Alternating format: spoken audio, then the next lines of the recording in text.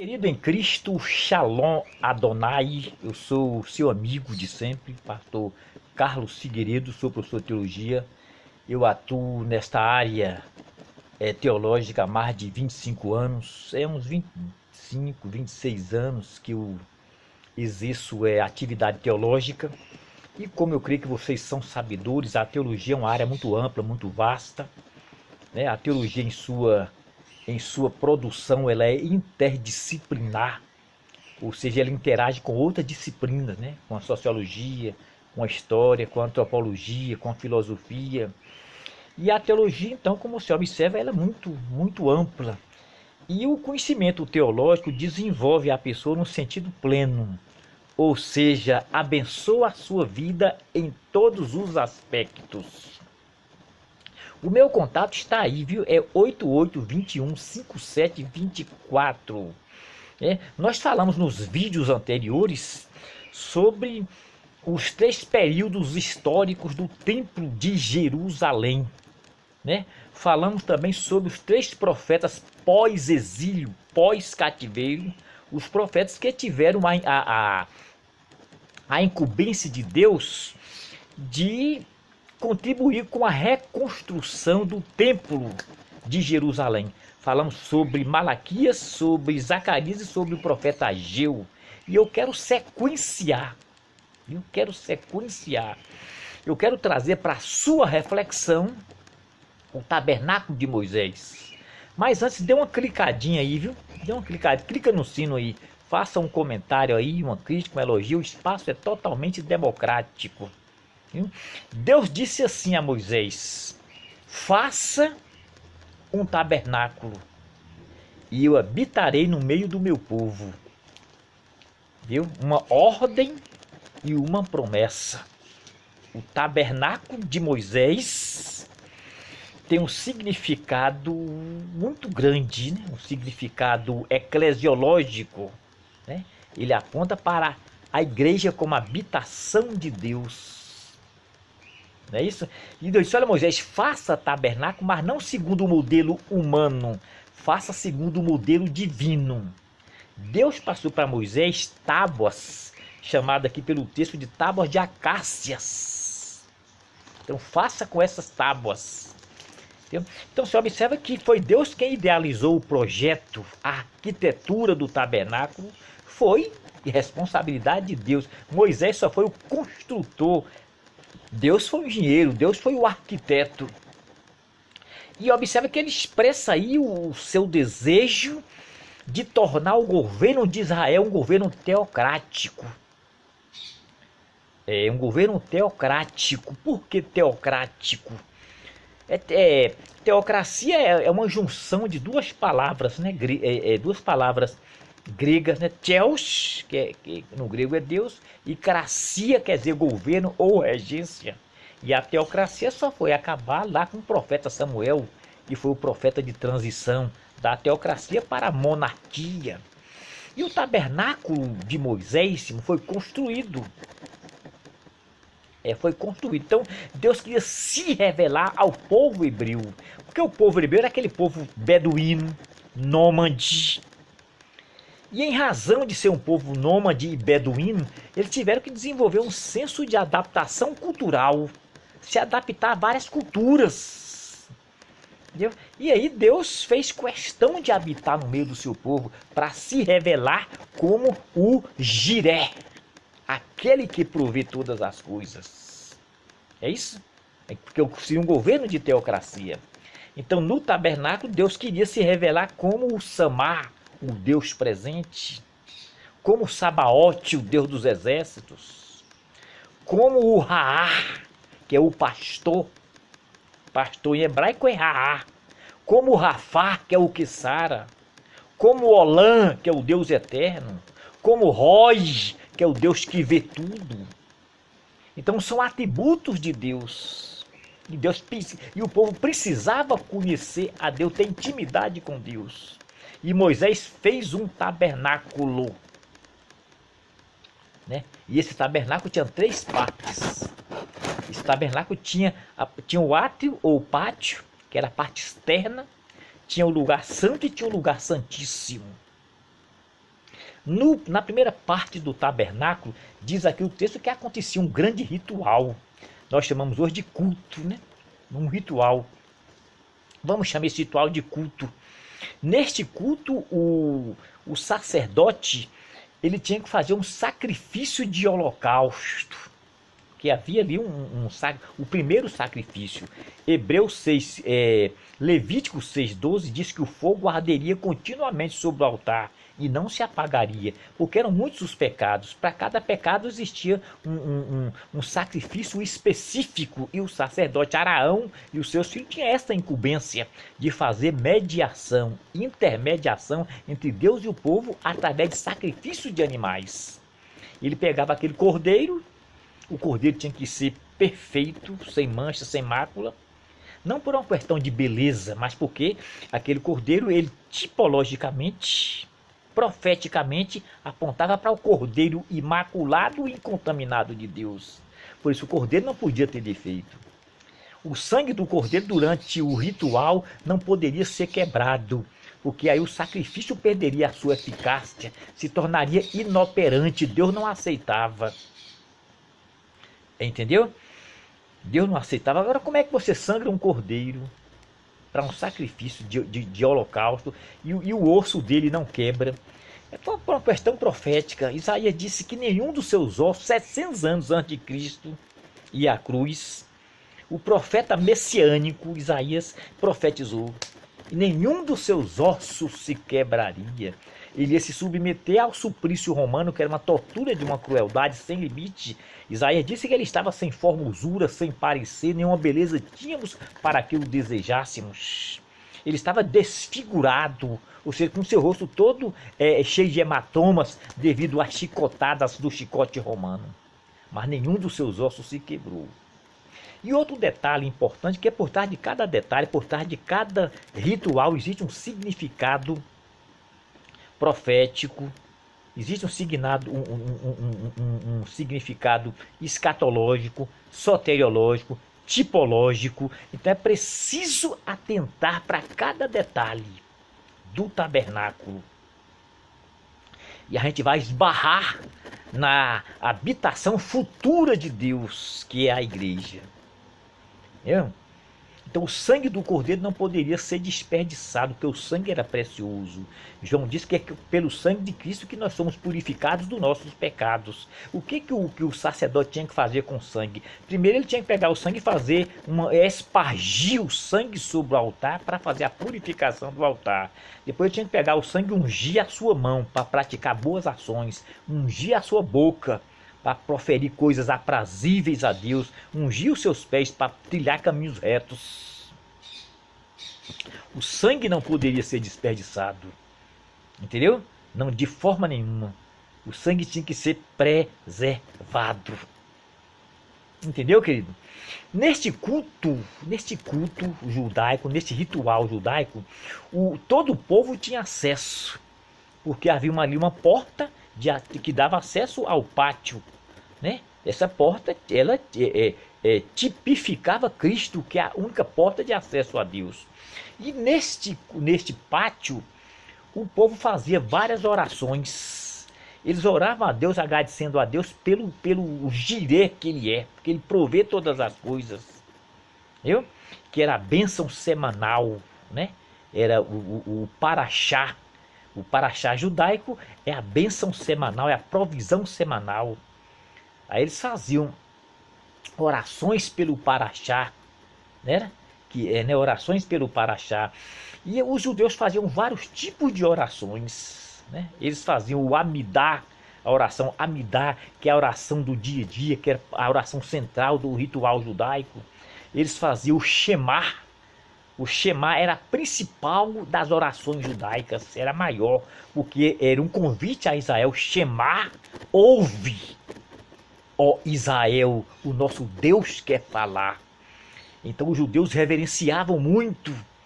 A reverência era tão grande do povo judeu que eles não proferiam o nome de Deus em vão. Eles tinham medo de falar a palavra Adonai, que Adonai é Senhor em hebraico, mas as divindades egípcias, né, babilônicas, assírias, esses deuses pagãos, atribuíam a si este poder, diziam que eram senhores. Então os judeus não proferiam a palavra Senhor por isso. Como eles também não proferiam a palavra El Shaddai, quer dizer, Todo-Poderoso, porque havia várias divindades que atribuíam a si este poder. Vários deuses se diziam todo-poderosos, várias divindades. Aí o judeu se referia a Deus usando a seguinte expressão, Hashem. Hashem. E Hashem é uma junção de duas palavras hebraicas. O Ra e o Shem, o nome. O nome. E para os judeus, este nome é indecifrável, intraduzível, impronunciável. Existem os nomes de Deus que são nomes teofóricos de Deus. Por exemplo, todo nome El, porque El é uma designação a deuses. Daniel, Zorobabel, Joel, são nomes que carregam o nome de Deus. Aí são nomes teofóricos. Teo, Deus. Fórico é o que carrega, é o carregador. Então é o nome que carrega o nome de Deus. Agora ele tem um teônimo. O teônimo, que é o nome. Este nome está no tetagrama hebraico. E os judeus consideram este nome, por estar acima de todo nome, eles consideram esse nome impronunciável. Aí vem o grande erudito do período medieval, Anselmo de Cantuária. Ele diz que esse nome está acima de todo o pensar, de todo o adjetivar. A grandiosidade deste nome é inimaginável. Ele é inadjetivável. Toda adjetivação desqualifica Deus, diminui Deus. Aí os judeus, ao prostrar diante deste nome, né, eles usavam a expressão Hashem, o nome. Entendeu, querido? Quando o sacerdote saía deste pátio, ele ia para o lugar santo, que era a segunda parte do tabernáculo. Neste lugar santo tinha outro altar, uma bacia de bronze, que era um recipiente de água pura. Aí o sacerdote tinha que se lavar. Era a purificação, era o ritual de purificação, ritual de lavagem. Esta bacia, ou este ritual, tipologicamente, profeticamente, aponta para Jesus.